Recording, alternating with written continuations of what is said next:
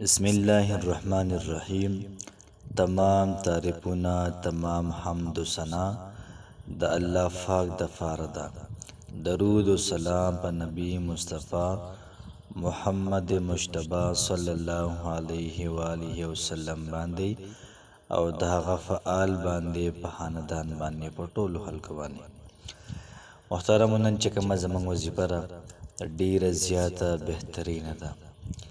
کله کله سړی د حدیث واوري او په حدیث کې داس قسم له الفاظ وي، یقینا د یو مسلمان زړه په هغې باندې باغ باغ کېږي.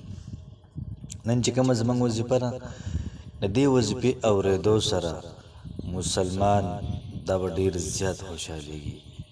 که دا نارینه وي که دا زنانه وي، یو ځل چې محترمو دوی دا واوري او په دې باندې عمل کوي، ټوله زندګۍ محترمو دا موږ ته په دعاګانې کوي. دومره بهترینه او اعلی ذکر دی محترمو. فرمایي محترمو چې کوم سړی دا وظیفه کوي نو د دواړو جهانو سردار مبارک به دا سړی د قیامت په ورځ د لاس نه ونیسي او جنت ته به ور داخل کړي. یو پیدا شوله. دویمه پیدا محترمو د دې وظیفې دا شوله چې کوم سړی یا کومه زنانه دا وظیفه کوي، د دواړو جهانو سردار مبارک وایي چې زه به سپارش کوم. فرمایي چې کوم سړی دا وظیفه کوي نو الله پاک د دې انسان داخلېدل جنت ته محترمو دا ممکن کړي. دی به هماغه جنت ته او په دنیا کې چې د انسان څومره حاجتونه دي دا ټول حاجتونه به الله پاک د انسان نه پوره کړي. ډیره زیاته زبردست او ډیره زیاته اعلی وظیفه ده. یو قسم نه په دې وظیفه کې د دنیا فایدې هم دي او په دې وظیفه کې د آخرت فایدې هم دي. صرف محترمو 3 پیرې ویل دي دا وظیفه، 3 پیرې سهار او 3 پیرې ماښام. انشاءالله العزیز تاسو به تماشا کوئ چې الله پاک زمونږ استازو حالات څنګه بدلوي. هغه څیز چې هغه موږ ته لا میلاو شوی نه دی هغه به الله پاک موږ او تاسو ته راکړي. هغه څیز چې هغې په زما او ته کړي کوي د مودو نه پسې لګیا یو چې دا به څنګه میلاویږي دا به څنګه میلاویږي، هغه میلاوېدل محترم الله پاک موږ او تاسو ته اسانوي.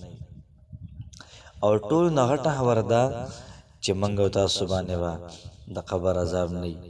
د دواړو جهانو سردار به زموږ استازو حفاظت کوي.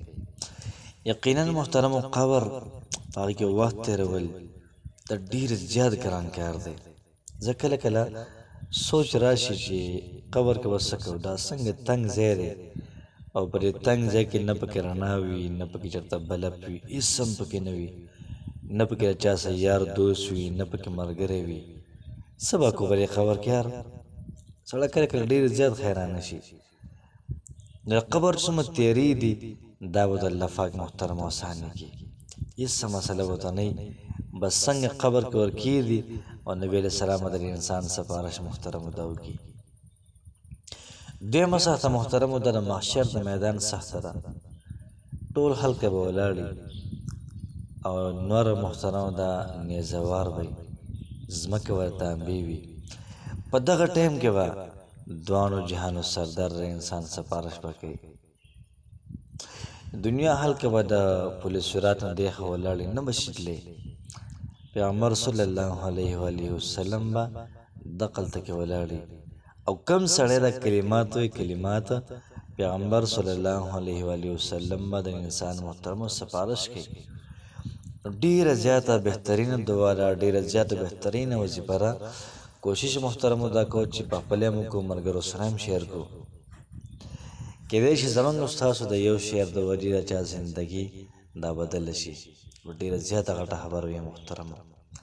وظیفه زموږ داسې ده چې کله موږ د سهار لمونځ وکړو د هغې نه بعد به 3 فیرې دا عمل وکړو: رضیت بالله ربا وبالاسلام دینا وبمحمد صلی الله علیه و آله وسلم نبیا. کو بل شانتی وی: رضیت بالله ربا وبالاسلام دینا وبمحمد نبیا. دوانه طریقې دوانه صحیح دی.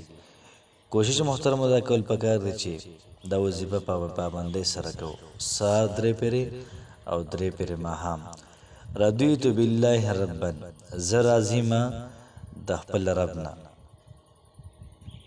زه راضي یم په الله پاک باندې چې رب زما دی یو سړی و چې د الله پاک نه راضي یم الله پاک به لازمن و زم د نه راضي یم صرف پکار چې د رقم دله بالاسلام دینا زه په اسلام باندې راضي یم زما دین اسلام دی زه په دې باندې راضي یم او محمد النبی او په محمد صلی الله علیه و آله وسلم باندې چې زما نبی دی په راضي یم نو چې موږ محترم په الله پاک راضي یو چې رب زموږ په دین اسلام راضي یو په دوانو جهانو سردار راضي یو الله پاک به لازمن زموږ نه راضي وي چې کله الله پاک زموږ نه راضي وي نو الله پاک به موږ او تاسو له ډېر زیات خیر او برکت محترمو در راکوي نو کوشش دا کول پکار چې وظیفه د محترم پابندۍ سره کوو انشاءالله العزیز د دوانو جهانو سردار به زموږ استاسو سپارش لازمن کوي الله پاک مو خوشحاله آباد ساته